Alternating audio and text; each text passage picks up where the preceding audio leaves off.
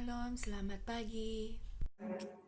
Metode ilmiah nih ya, yang kemarin saya sudah jelaskan apa sih metode ilmiah itu. Kalau di dalam sikap ilmiah kita mengenal tentang kejujuran, ya, percaya, sikap percaya, objektif, rasa ingin tahu, eh, bersyukur kepada Tuhan ya, itu sangat diperlukan. Jadi sikap-sikap ilmiah ini yang akan mendukung di dalam kita berproses di dalam metode ilmiah ya. Ini saya review kembali pelajaran yang kemarin ya. Jadi hakikat fisika ya yang minggu lalu. Jadi untuk metode ilmiah itu yang pertama kita harus lakukan yaitu melakukan pengamatan. Pengamatan ini pasti memerlukan panca indera kita. Panca indera kita itu misalnya kita menggunakan mata, menggunakan indera penciuman, menggunakan indera pendengaran untuk melakukan pengamatan. Sehingga dari pengamatan ini kita melakukan observasi ya. Terus merumuskan masalah, sudah merumuskan masalah, kita mengumpulkan informasi pastinya dari literasi, membuat hipotesis atau dugaan sementara, melakukan eksperimen, menganalisis data, menarik kesimpulan, dan mengulang lagi kerja ilmiahnya. Tunggu ya, saya mau admit dulu temanmu yang baru datang.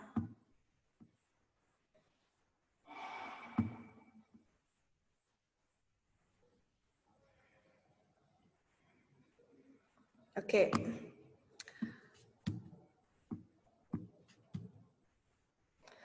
Kita review ya, hakikat fisika itu seperti apa. Jadi ada fenomena alam. Jadi sains itu berkaitan dengan alam ya.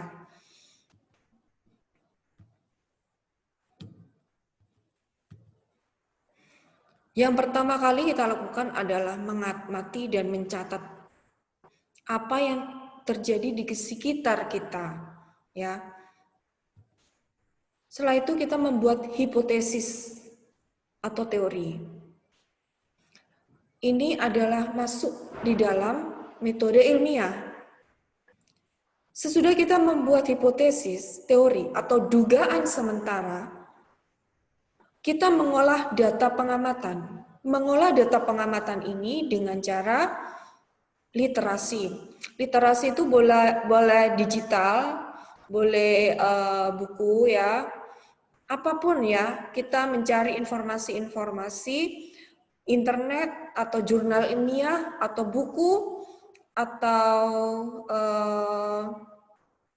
apapun, misalnya dari YouTube atau misalnya kita dari mendapatkan informasi dari narasumber atau apapun yang bisa mengolah data pengamatan. Setelah itu kita menguji apa? Menguji dugaan sementara kita. Apakah dugaan kita itu benar? Ya.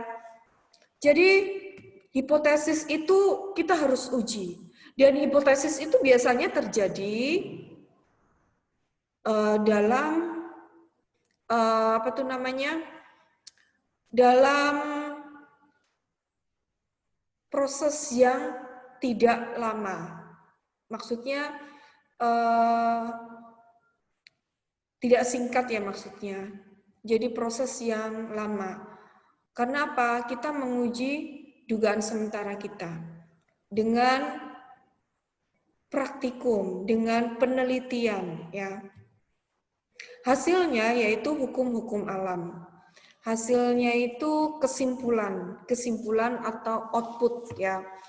Jadi seperti hukum Newton itu pastinya diuji hipotesisnya ya dengan dia melakukan praktek ya. Jadi kadang dugaan sementara itu timbul dari sesuatu yang tiba-tiba biasanya. Kalau kita mengamati sesuatu terus timbul pertanyaan. Dan seorang ilmuwan yang mempunyai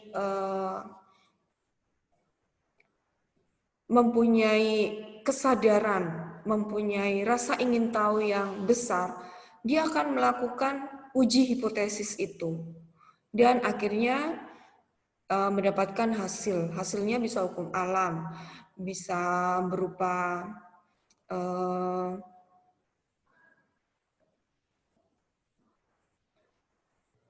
rumus ya, rumus-rumus ya. Jadi hasil ini yang akan memberikan perkembangan di dalam kehidupan manusia, ya, perkembangan pengetahuan.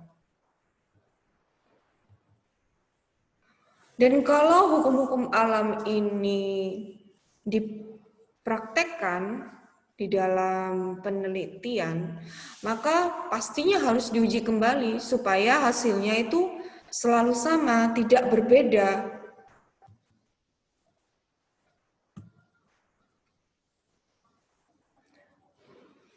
Jika berbeda, maka sebenarnya hipotesis itu tidak sah, tidak valid ya, sehingga tidak bisa menjelaskan fenomena-fenomena alam ya. Jadi harus diuji berulang kali.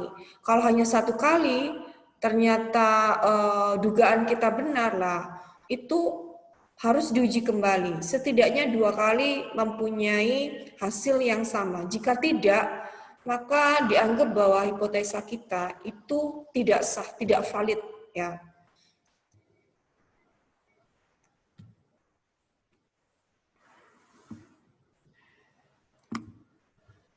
Jadi manfaatnya pasti untuk kesejahteraan manusia ya. Makanya sampai sekarang kita mengenal ilmu alam, IPA,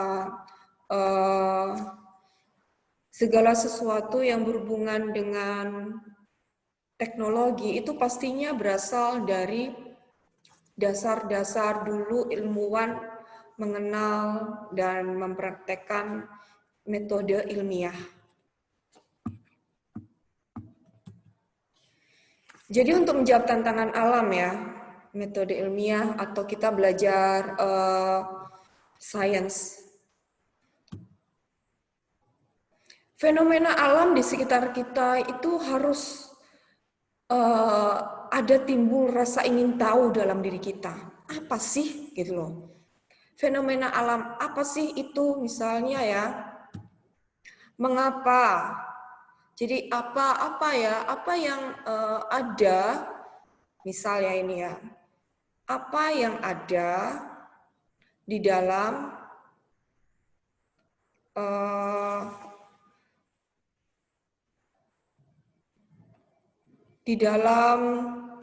roti yang sudah 3 hari berjamur gitu. Apa yang ada di dalam jamur itu? Apakah bakteri atau memang jamur? Lah, itu harus dicari tahu. Kan fenomena alam yang di sekitar kita yang menimbulkan rasa ingin tahu. Jadi apa, mengapa, dan bagaimana itu terjadi. Sehingga kita membutuhkan jawaban, dan jawabannya itu pasti memerlukan metode ilmiah. Pola pikir yang pertama yang kita harus gali ya, ini salah satu contoh ya. Contoh yang pertama, nih pola pikir ilmiah yang pertama. Jarak jangkau Bluetooth HP ya. Ini salah satu contoh ya. Dalam manual book jenis HP tertentu disebutkan bahwa jarak jangkau Bluetooth HP itu bisa mencapai 15 meter. Ya. Pemikiran ilmiah kan bertanya nih, benarkah klaim jangkauan 15 meter? Apakah sebenarnya lebih jauh atau lebih dekat? Faktor apa saja yang mempengaruhi jarak jangkau tersebut? Nah, ini adalah pertanyaan-pertanyaan yang timbul ketika kita melakukan suatu tugas ilmiah atau tugas penelitian ya. Jadi pastinya di dalam kita itu ada timbul masalah. Ya, jadi pertama itu mengamati timbul masalah.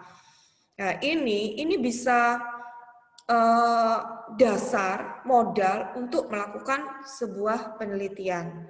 Sekarang saya akan berikan contoh lagi pola pikir ilmiah yang kedua.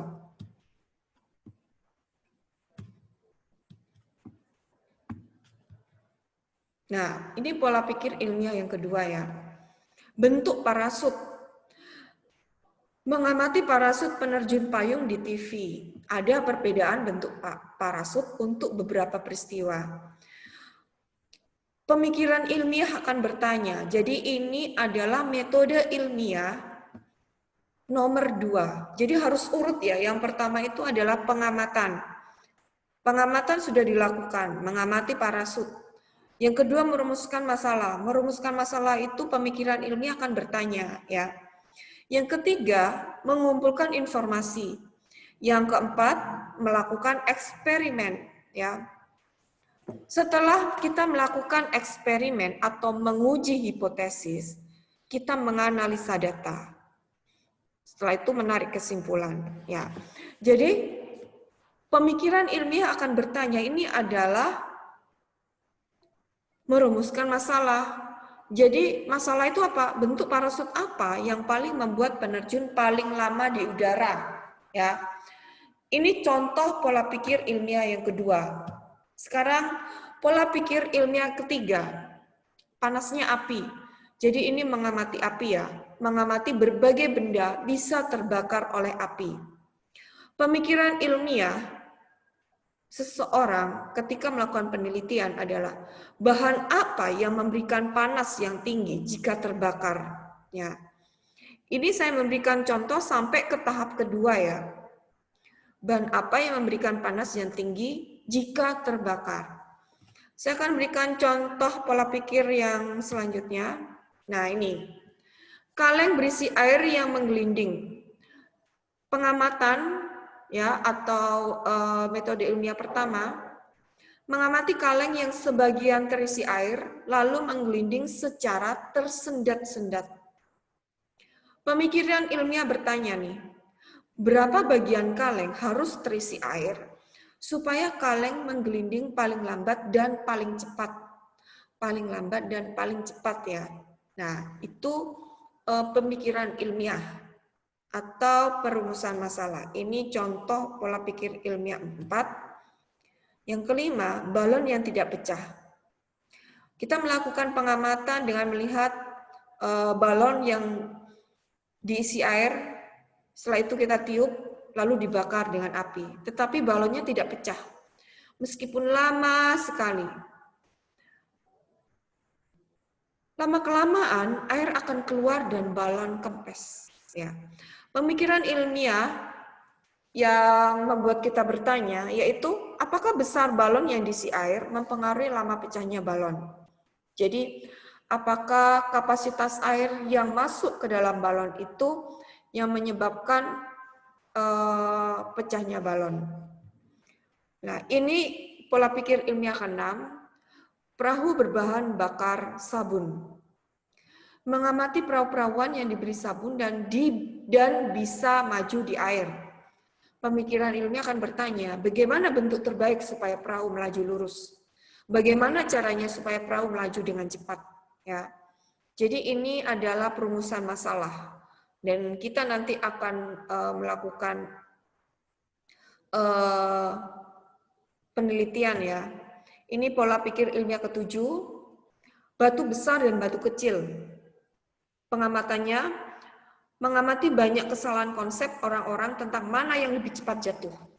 Batu besar atau batu kecil jika jatuh pada ketinggian yang sama. Terus kita melakukan perumusan masalah, yaitu pemikiran ilmiah itu akan bertanya, berapa persen kesalahan konsep itu terjadi pada orang-orang dalam berbagai kategori. Ya, konsep berpikir bahwa batu yang lebih besar itu lebih cepat jatuh daripada batu yang kecil. Ya. Pola pikir ke-8, pola pikir ilmiah ke-8 ini contoh yang ke-8 ya, contoh metode ilmiah nomor 1 dan 2. Hubungan 10 besar dan golongan darah. Jadi ketika kita masuk dalam ranking kelas 10 besar, ya, apakah itu berhubungan dengan golongan darah? Jadi apakah ada hubungannya golongan darah dengan ranking 10 besar juara kelas? Nah, itu adalah perumusan masalah dari pengamatan 10 besar dengan golongan darah, ya.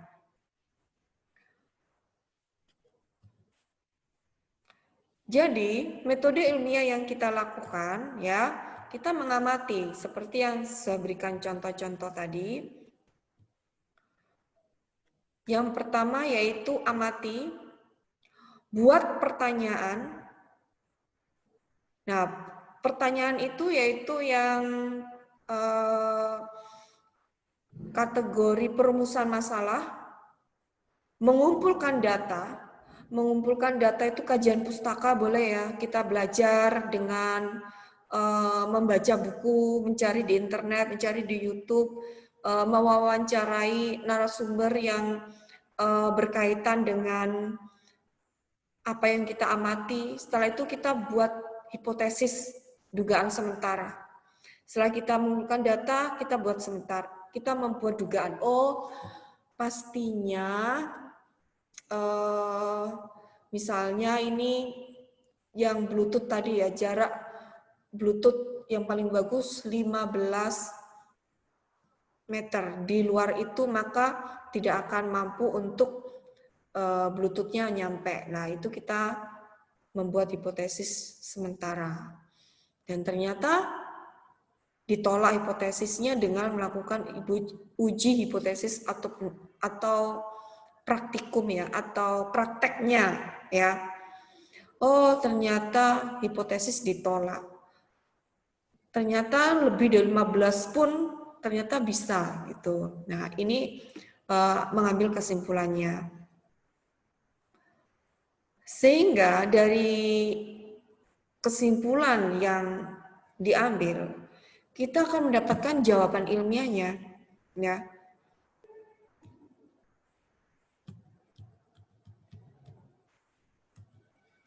Jadi karakter yang dibangun, sikap ilmiah yang dibangun pada saat kita melakukan metode ilmiah, nah ini harus kita tingkatkan sehingga kita sebagai anak-anak IPA, ya, kalian sudah masuk jurusan IPA, itu lebih mempunyai sikap berpikir yang sistematis. Jadi apa sih yang dibangun karakter di dalam metode ilmiah itu? Yang pertama objektif, tidak subjektif, tidak menilai secara serampangan, teliti itu pasti ya, ingin tahunya besar, gemar membaca. Ketika kita gemar membaca maka kita dihindarkan dari hoax ya, jujur, tekun, hati-hati, jadi tidak serampangan. Jadi ini mengabaikan atau menghilangkan sikap ceroboh, bertanggung jawab, terbuka, kritis, kreatif, inovatif. Inovatif itu berarti kita sangat sangat mampu untuk mencari hal-hal yang baru yang mungkin suatu saat akan berguna bagi sekeliling kita. Jadi sangat kreatif, inovatif ya, sangat inovatif. Peduli lingkungan dan alam sekitar. Sehingga kalau kita mengambil kesimpulan dari suatu penelitian, maka kita mengerti bahwa segala sesuatu yang ada di sekitar kita itu sangat kita syukuri, sangat membuat kita semakin berkembang. Oke? Jadi ini karakter yang dibangun di dalam kita melakukan metode ilmiah, ya. Kalau 13 karakter ini tidak terbangun, maka kita tidak akan menjadi manusia yang yang mempunyai nilai-nilai positif. Jadi nilai-nilai positif inilah yang harus dikembangkan ya di dalam kita melakukan penelitian sehingga dianggap bahwa anak-anak IPA itu mempunyai keunggulan di bidang apa? Di bidang critical thinking. Artinya bahwa segala sesuatu yang diterima dalam bentuk informasi itu tidak ditelan mentah-mentah. Hoax ya, itu tidak ditelan mentah-mentah, tetapi harus mengalami proses cara berpikir yang baik, bahwa anak IPA itu harus melakukan kajian ya, apakah yang saya terima ini benar atau apakah yang saya terima ini baik ya.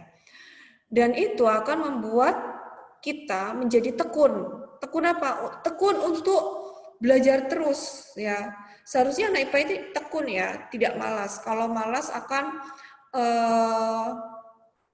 pelajaran-pelajaran itu akan keteteran karena dituntut untuk selalu berliterasi atau belajar ya.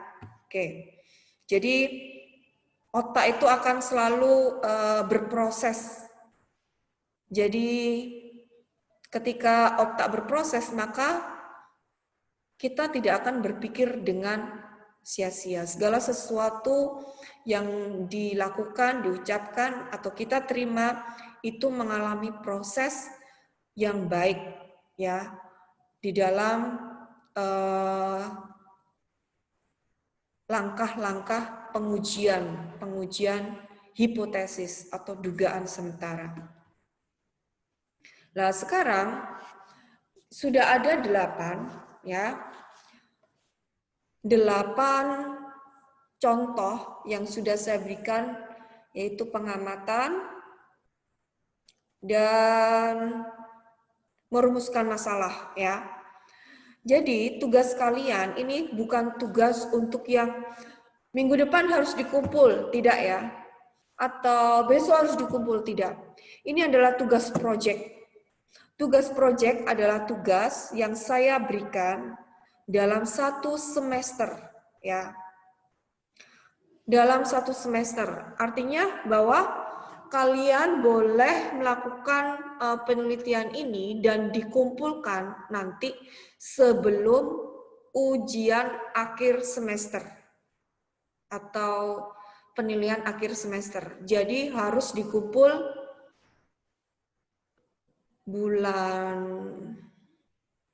Oktober ya. Bulan Oktober. Jadi masih ada waktu Agustus, September, Oktober, 3 bulan ya. Jadi tugas proyek kalian ya adalah buat suatu penelitian ilmiah yang dimulai dari pengamatan, pertanyaan, prosedur penelitian untuk menjawab pertanyaan, dan hasil dari prosedur penelitian. Jadi hasilnya apa? Terus setelah itu kesimpulan dan saran ya. Jadi saya minta kalian membuat suatu penelitian ilmiah. Bisa nanti kalian digabung saja dengan biologi atau kimia. Saya mau bertanya, apakah biologi dan kimia juga melakukan penelitian ilmiah? Halo? Iya, Miss. Ya. Iya, Miss. Pelajaran apa? Pelajaran biologi kah atau pelajaran Tapi- kimia kah? Tapi biologi dan kimia itu jadi satu, Miss, tugasnya, Miss. Tugas proyeknya. Oh, Halo? jadi satu. Oh, Ya. oke. Kalau begitu kita gabung saja ya. Biologi, fisika, kimia dalam satu proyek ya. Jadi nanti saya akan berbicara Berarti dengan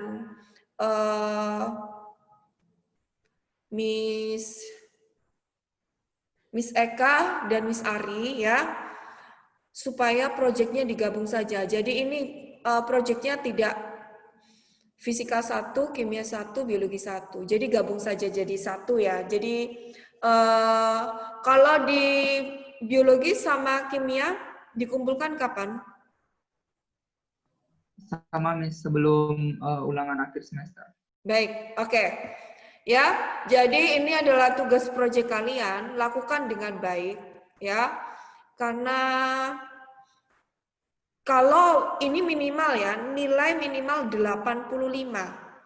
Kalau tidak mengerjakan, berarti kalian nilainya KKM.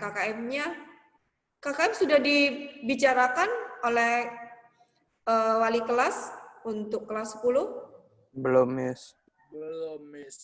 KKM nilai 75 ya.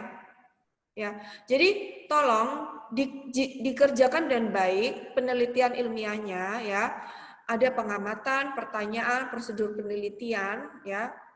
Jadi minimalnya ini nilainya 85. Artinya apa nilai 85? Misalnya pertanyaannya itu pertanyaannya itu tidak mencerminkan hipotesis sementara. Pasti itu nilainya berkurang. Kalau ternyata penelitian ilmiahnya itu benar secara pengamatan, pertanyaan, prosedur penelitian, hasilnya bagus, kesimpulannya juga bagus, maka nilainya pasti kalau saya 100. Tapi minimalnya 85 bukan KKM. Kalau KKM berarti tidak mengerjakan. Ya. Sudah ditentukan kelompoknya? Kelompoknya sudah ditentukan? Halo? Anak-anak, dengar suara saya? Ya, kelompok untuk tugas proyek ini apakah sudah ditentukan? Oke, baik. Ya, tolong dikerjakan dengan baik. Kalian jangan mau hanya standar ya. Standar itu artinya KKM. Jadi lakukan dengan baik karena ini masuk di dalam nilai keterampilan ya, bukan nilai pengetahuan. Maaf, ini saya salah. Nilai keterampilan artinya keterampilan penelitian ilmiah. Untuk pengetahuannya nanti pastinya kita akan uji dengan kalian menjelaskan atau presentasikan lah, itu baru nanti saya masukkan ke nilai pengetahuan ya. Jadi nanti penelitian ilmiah ini dikumpulkan dan saya akan menguji dengan mempresentasikan penelitian kalian di bulan Oktober ya. Di bulan Oktober nanti saya kasih tahu tanggal pastinya berapa.